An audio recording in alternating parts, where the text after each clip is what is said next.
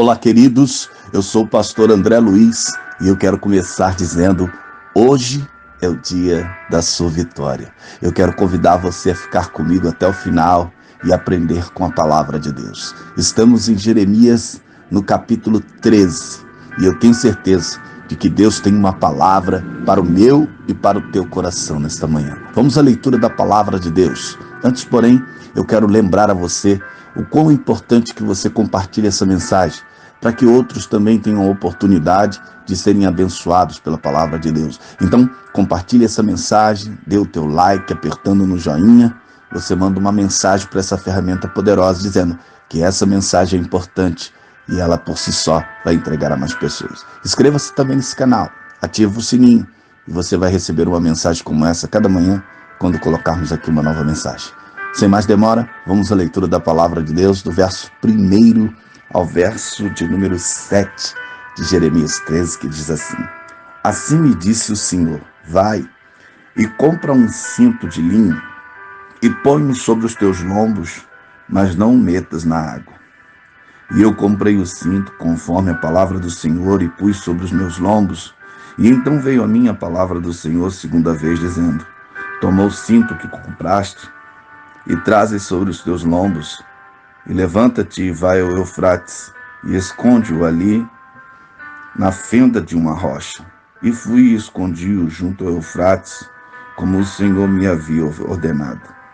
E sucedeu, pois, que ao cabo de muitos dias, que me disse o Senhor: Levanta-te e vai ao Eufrates, e toma ali o cinto que te ordenei que escondesse ali.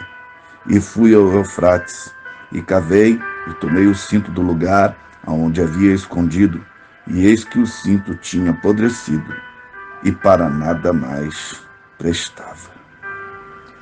Queridos, em Jeremias 13, o profeta mostra num símbolo de um cinto de linho escondido no Eufrates, que Deus prefigura a destruição do seu povo. De acordo com a parábola dos jarros cheios de vinho, o Senhor prediz a embriaguez deles na miséria e os exorta para que os juízos vindouros sejam evitados, mostrando que as suas abominações são a causa do juízo. Queridos, esses acontecimentos que estão no capítulo 13 podem ser datados com um alto grau de certeza. Em 597 a.C., durante o reinado de 3 meses de Joaquim, uma vez que, como alguns pensam, a rainha-mãe mencionada no versículo 18 é Neustar, a mãe de Joaquim, e ela é frequentemente mencionada em ligação ao reinado de Joaquim, e isso pode ser confirmado lá em 2 Reis, no capítulo 24, do verso, é bom que você leia, do verso 1 até o verso 8, mas do verso 6 até o 8, e principalmente o 8, vai deixar isso bem claro, porque o seu pai, depois de reinar como um rei vassalo ou subordinado a Nabucodonosor, vai se rebelar e ele vai morrer. E Joaquim, depois que morre, Joaquim, seu filho, reina em seu lugar, mas o seu reinado vai durar apenas 3 meses. Queridos, o cinto de linho aqui, essa peça de vestuário, era uma saia, não era um cinto como imaginamos quando lemos aqui.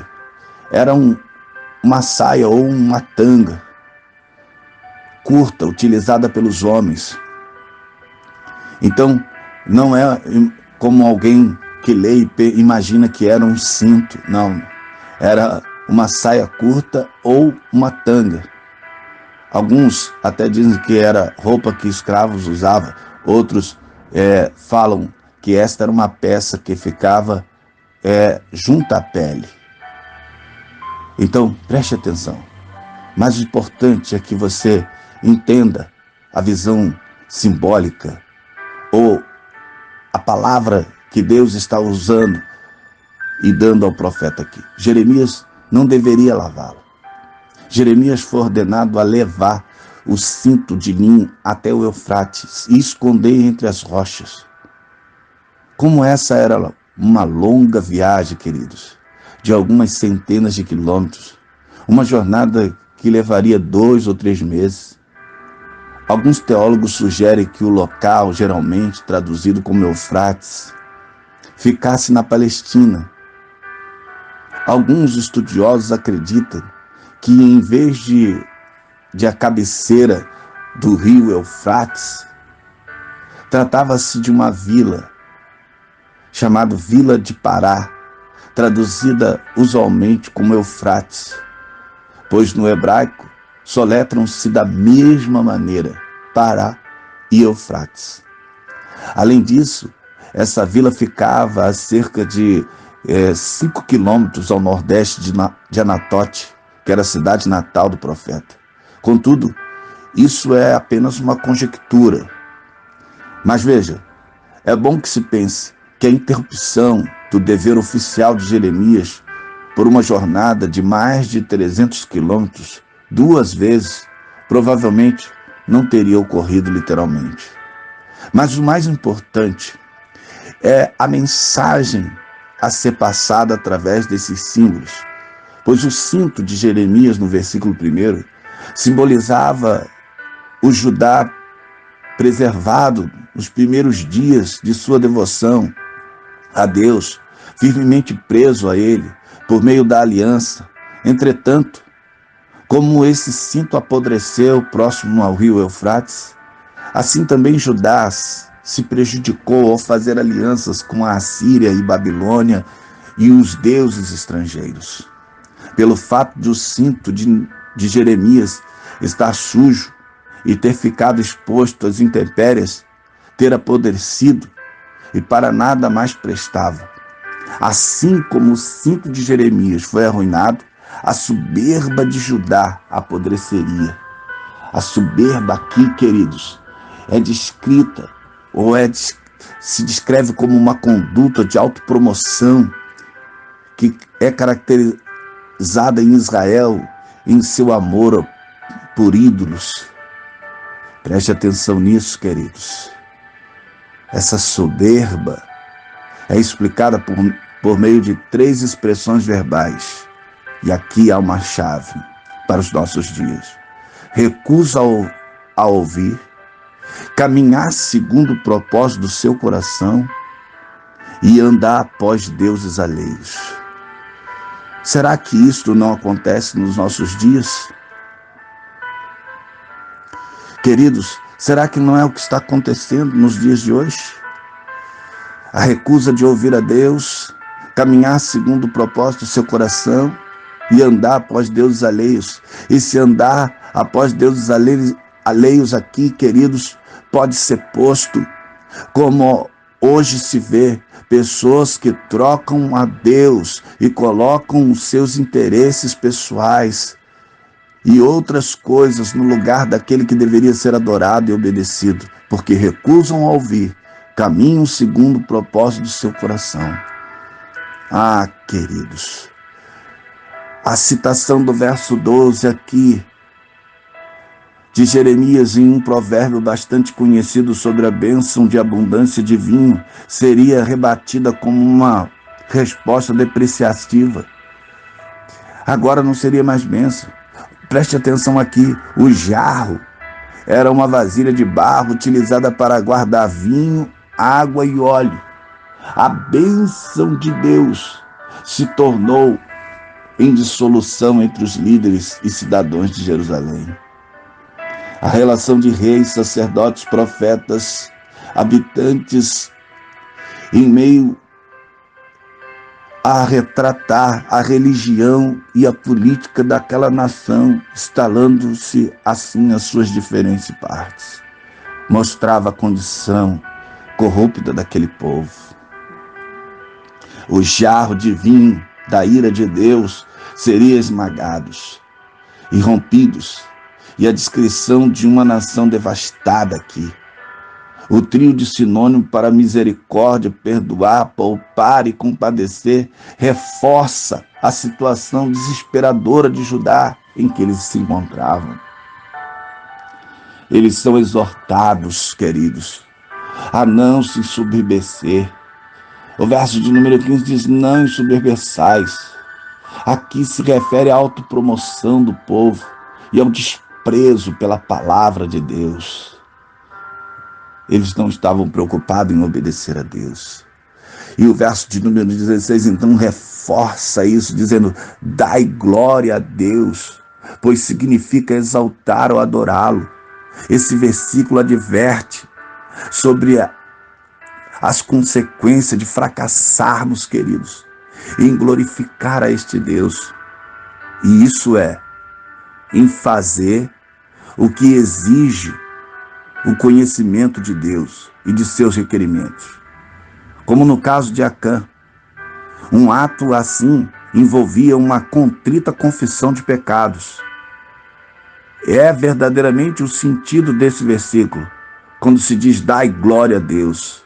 É que alguém tem que viver conforme o mandamento de Deus, pois envolvia uma contrita confissão de pecados, mas eles não estavam interessados nisso. Vários sinônimos em hebraico para trevas estão presentes ou presentes nesse versículo aqui, aprofundando a impressão do desgosto divino e a relação com o seu povo, que só ia piorando cada vez mais. Nos montes tenebrosos que dominavam o território de Judá, onde caminhar na escuridão, caminhar ali no meio daquela escuridão era um perigo. Nenhuma esperança ou luz podia se ver. Ah, queridos, Jeremias foi instruído a não orar pelo povo rebelde de Judá. Porém, ele expressou em lugares ocultos o seu profundo lamento pelo rebanho do Senhor, que fora levado para o exílio. O rei e a rainha, aqui nos versos de número 18 e 19, são Joaquim e a sua mãe Eustá, que foram exilados por Nabucodonosor. E após apenas 3 meses no trono de Jerusalém, eles são tirados. Queridos, o profeta os aconselha a humilhar-se. Jeremias aconselhou a família real a se submeter à Babilônia. Judá havia criado várias fortalezas no sul, que serviam como uma importante linha de defesa desde os dias de Salomão e Ezequias. Eles eram uma fonte de orgulho para o exército, mas foram destruídos pelos assírios e de novo pelos babilônicos. Judá se orgulhava de possuir em seu território o templo do Senhor, achando que com isso por si só seria o suficiente para que outras nações não os derrotassem. Mas a idolatria e a soberba, o orgulho prepotente e arrogante da nação, fizeram com que Deus tomasse a atitude de permitir que uma nação estrangeira levasse o seu povo para o cativeiro.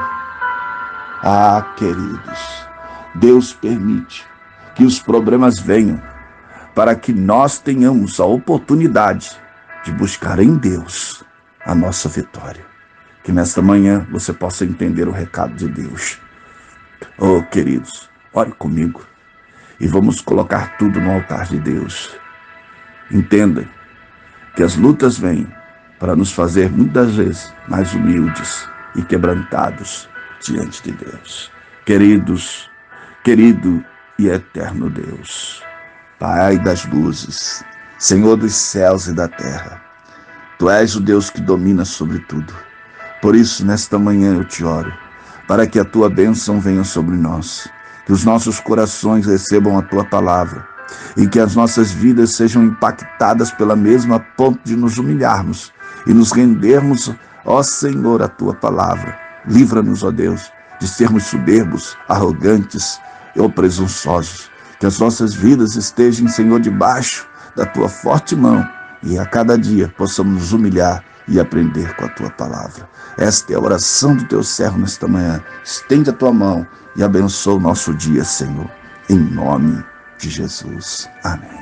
Queridos, eu vou ficando por aqui, mas eu quero terminar dizendo: Deus abençoe a tua casa, Deus abençoe a tua família, Deus abençoe a tua vida, em nome de Jesus.